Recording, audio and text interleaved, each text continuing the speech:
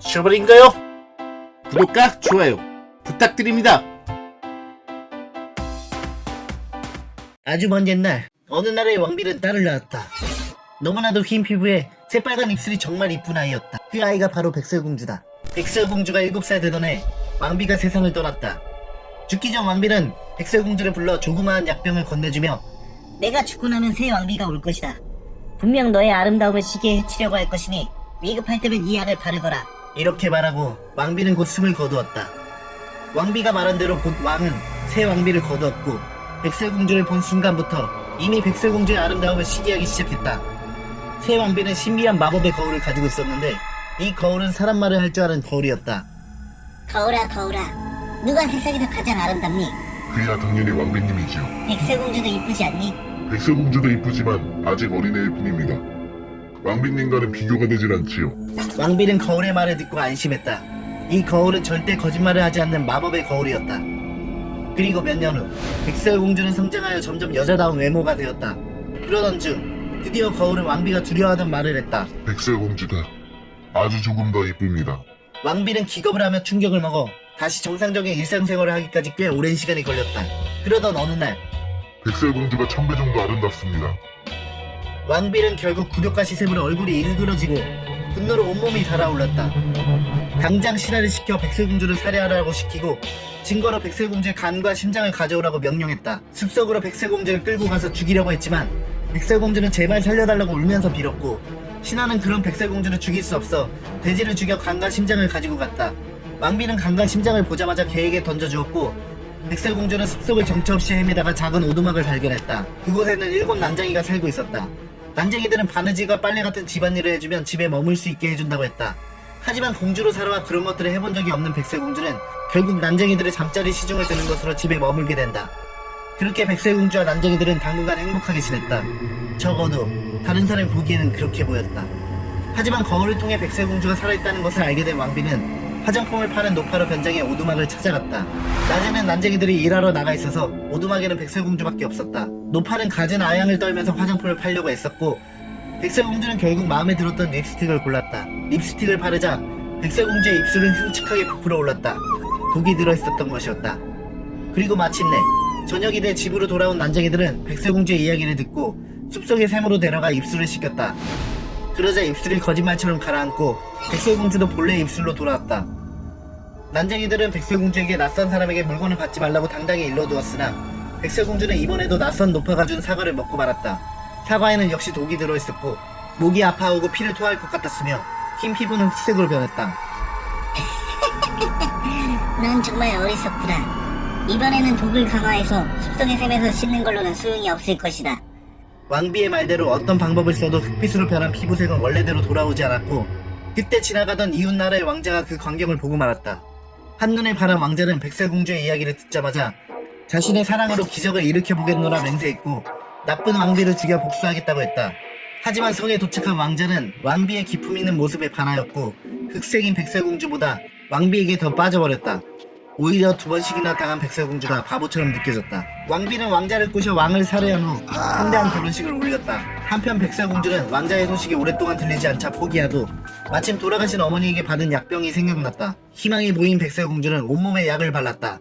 하지만 흑색으로 변한 피부는 오히려 검은색으로 변했다. 친어머니조차 백설공주의 아름다움을 질투하여 백설공주에게 살결을 까맣게 하는 약을 주었던 것이었다. 미련하고 불쌍한 백설공주는 절규했지만 이내 아름다움의 미련을 버렸다. 그리고 오래오래 행복하게 살았다.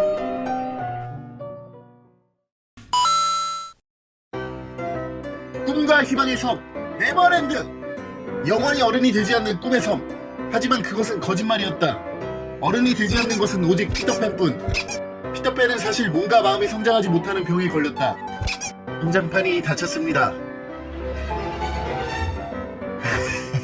미안 실수로 약을 잘못 처방해서 성장판이 다쳐버렸네. 그 뒤 피터팬의 세상에 대한 분노는 엄청났다. 자신만이 이룬 희귀병에 걸린 것에 분노해 점점 사이코패스가 되었다. 인도를 찾아 네버랜드라고 이름 지은 뒤 여기서는 어른이 되지 않는다며 아이들을 꼬셔 섬에 가두었다. 그리고 세월이 흘러 점점 자라는 아이들이 생겨났다. 어라?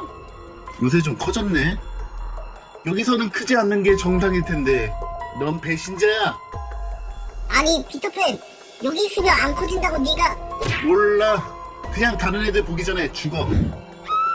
어른이 되는 건 규칙 위반이야. 네가 아직 어른이 아니라면 네버랜드에선 너도 팅커벨처럼 날 수 있어. 증명해봐.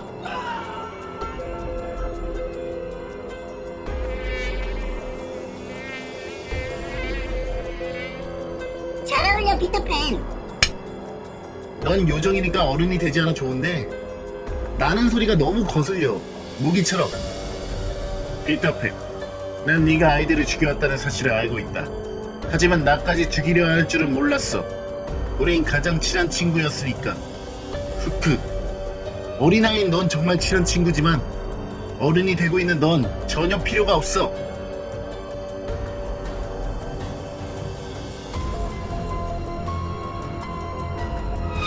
잔혹한 결투 끝에 결국 후크는 시계를 차고 있는 왼쪽 팔을 잃고 지나가던 악어에게 내어주고는 겨우 살아 돌아왔다. 시계를 차고 있던 왼팔을 먹은 악어에게서 똑딱똑딱 시계 소리가 났다. 그 후 후크는 시계 소리만 들려도 기겁을 하며 패닉에 빠졌다. 그리고 후크는 피터팬에게 도망친 아이들이나 부모에게 버림받은 고아들을 모아서 피터팬을 증오하는 해적 집단을 만들었다. 피터팬은 그 후에도 계속 아이들을 납치하여 본인이 원하는 이상적인 네버랜드를 구축한다. 그리고 몇 년 후 피터팬과 후크는 전쟁을 벌인다. 처음에는 대등했지만 자 빨리 싸우라고.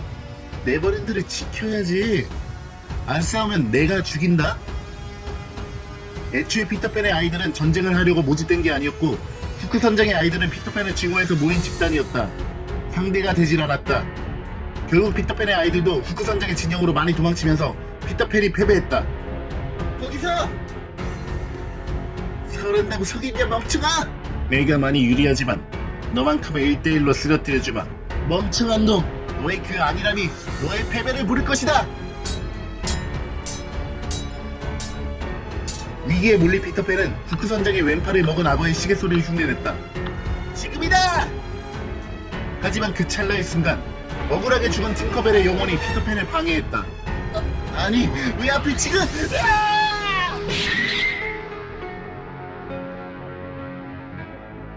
피터팬을 죽이고 후크 선장은 말했다. 자 모두들, 이제 네버랜드 따윈 없다. 각자의 집으로 돌아갈 시간이야. 가난한 부부가 아이를 임신했다. 고깃국 한 번 먹을 돈도 없는 가난한 부부는 어느 날 마녀의 밭에서 나오는 양상추가 영양분이 많고 맛도 기가 막히다는 소문을 듣게 된다. 남편은 아내를 위해 양상추를 훔치다 마녀에게 잡히게 된다. 화가 잔뜩 난 마녀는 감히 내 밭에서 양상추를 훔쳐? 죄송합니다. 저에게는 임신한 아내가 있습니다. 맨날 며칠 아무것도 먹지 못해 매우 위험한 상태입니다. 마녀님, 부디 자비를. 호, 그래? 그렇다면 양상추를 원하는 만큼 제공해주지. 오, 자비로운 마녀님, 감사합니다. 마녀? 감히 나를 마녀라고 부르다니. 세상 사람들이 나를 마녀라 손가락질해도 너에게 이런 자비를 베푼 날 네가 마녀라고 불러? 내 심기를 건드렸다지만 약속은 약속. 양상추를 제공해주지. 하지만 조건을 걸겠다. 만약 태어난 아이가 여자아이라면 내가 데려가도록 하겠다. 아니 그건 좀... 그래? 그렇다면 여기서 널 처단하는 수밖에. 아닙니다. 여자아이가 태어나면 바치겠습니다. 부부는 부디 남자아이가 태어나길 바랬다. 하지만 그 바람은 빗나가고 어여쁜 여자아이가 태어났다. 마녀는 아이가 태어나자마자 빼앗아갔고 마녀가 사는 타반에서 아이를 가두며 키웠다. 그 아이가 바로 라푼젤이다. 남자에 대한 상처가 있었던 마녀는 라푼젤에게 남자는 모두 나쁘다라며 어렸을 때부터 세뇌시켰고 라푼젤도 남자를 싫어하게 된다. 그리고 어느덧 라푼젤은 성인이 되었다. 성인이 된 라푼젤에게 마녀는 약병을 하나 건네준다. 이 약병은 너의 미모를 한층 더 빛나게 해줄 것이다. 라푼젤은 뭔가 불길했지만 마녀는 이제 어머니나 마찬가지다. 그도 그럴 것이 어렸을 때부터 마녀 이외에는 보지 못했으니까. 약을 먹자마자 라푼젤의 머리는 엄청나게 자라기 시작했다. 마녀의 마법으로 만든 그 약의 실체는 급속 성장 호르몬. 이것도 머리 부분만 100년치의 성장을 도와준다. 마녀는 라푼젤에게 앞으로 해야 할 일을 알려주었다. 라푼젤이 아름다운 노래소리로 남자들을 꼬신 다음 긴 머리로 남자들을 탑 위로 끌어올린다. 그 다음 남자들과 즐거운 하루를 보낸 뒤 남자가 잠이 되면 마녀가 남자들을 죽이고 재물들을 빼앗는다는 내용이었다. 왜 하필 내 머리로 밧줄 같은 거 없어요? 미안. 그건 생각 못 해봤구나. 하지만 너의 아름다운 긴 머리를 내리면 일이 더 잘 풀리지 않겠느냐? 그렇게 마녀와 라푼젤은 동업자로서 교회를 시작했다. 수년이 지났을까. 자신들이 죽인 남자의 숫자도 가물가물해갈 때쯤 라푼젤에게도 사랑이 찾아왔다. 그것은 이웃나라의 왕자였다. 너무너무 한가해서 이웃나라들을 여행 중인 왕자는 가끔은 시골 마을도 좋은 관광지가 되지. 도시만 다니면 질리잖아. 우연찮게 라푼젤이 머물고 있는 탑을 지나가게 된다. 엄청난 미모, 아름다워. 한눈에 반한 왕자는 자신의 운명도 모른 채 이미 라푼젤에게 완전히 빠져버렸다. 라푼젤은 탑 위로 올라오려며 자신의 머리를 뿌렸다. 순간 황금빛에 찰랑찰랑한 라푼젤의 머리는 바닥을 향했고 스쳐 지나가는 샤프의 향기가 왕자를 더욱 빠져들게 만들었다. 왕자는 라푼젤의 머리를 잡고 탑 위로 올라오고 있었고 라푼젤은 살기를 띤 미소를 감추느라 애를 썼다. 그렇게 왕자는 탑 위로 올라왔고 만나서 반갑습니다. 저는 에르다디오의 셋째 왕자 알렉스라고 합니다. 왕자라고? 하지만 셋째라면 왕이 될 가능성은 희박하군. 저는 라푼젤이라고 합니다. 양상추라는 뜻이지요. 양상추를 좋아해서요. 양상추 없으면 밥을 못 먹어요. 특이하시군요. 그런 점도 매력으로 느껴집니다. 뭐지? 지금까지의 다른 남자들과는 다르게 심장이 두근두근. 이것이 바로 사랑인가? 그렇게 왕자와 라푼젤은 하루 동안 즐거운 시간을 보내고 마녀는 왕자를 죽이려고 했다.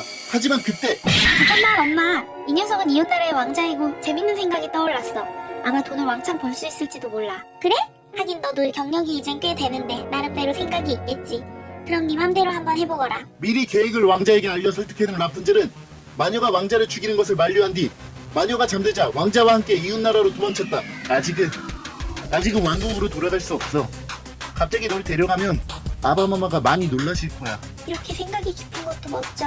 당분간 집을 하나 얻어 왕자와 같이 살던 라푼젤은 문득 이런 생각이 들었다. 이 사람이라면 나의 과거를 이해해줄지도. 라푼젤은 왕자에게 과거의 남자들을 끌어들여 마녀와 함께 남자들을 죽이고 재물을 갈취한 사실을 고백했다. 사력 있고 이해심 많은 왕자라면 이해해줄 것이라고 믿었기 때문이었다. 하지만 그것은 잘못된 생각이었다. 난 네가 단순히 마녀에게 잡혀서 감금되어 있다고만 생각했었어. 하지만 뭐라고? 아니야. 난 그저 네가 넌 살인자야.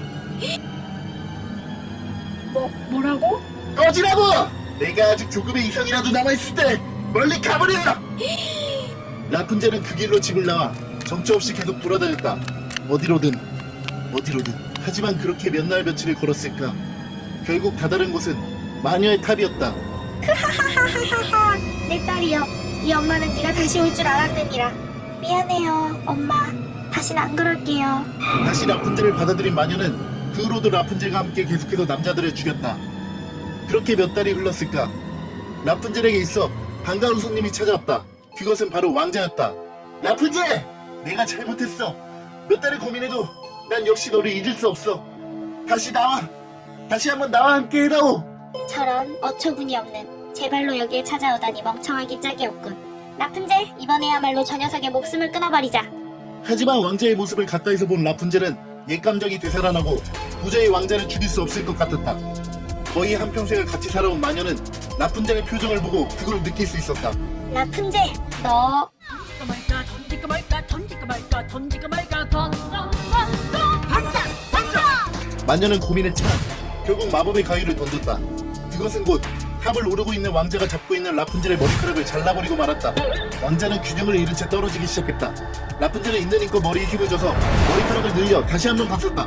하지만 마법의 가위는 계속해서 머리카락을 잘라냈다. 그리고 라푼젤 역시 지지 않았다.